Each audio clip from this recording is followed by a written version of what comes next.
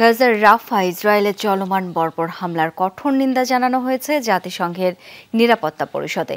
তেল আবিবের সমালোচনা করেছে যুক্তরাষ্ট্র। রাফায় বেসামরিকদের নিরাপত্তা নিশ্চিতের আহ্বান জানান মার্কিন প্রতিনিধি।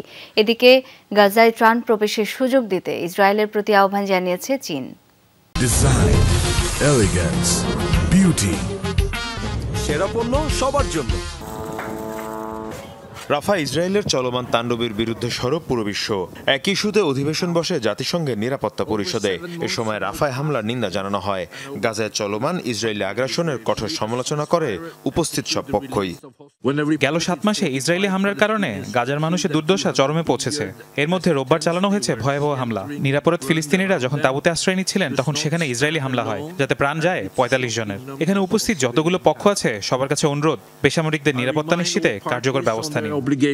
রাফা সহ পুরো গাজায় ইসরায়েলি আগ্রাসনের সমালোচনা করে যুক্তরাষ্ট্র। বেসামরিকদের নিরাপত্তা নিশ্চিতে আহ্বান জানানো হয় ইসরায়েলের প্রতি।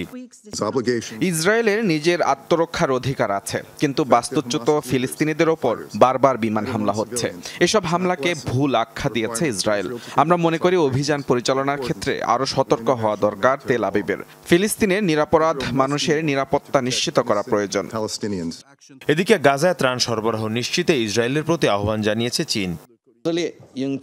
যেহেতু ফিলিস্তিনি ভূমি দখল করে আছে ইসরায়েল, তাই এটা তাদের দায়িত্ব গাজায় ত্রাণ সরবরাহ নিশ্চিত করা। আমাদের আহ্বান যেন অবিলম্বে সব স্থল সীমানা উন্মুক্ত করে দেয়া হয়।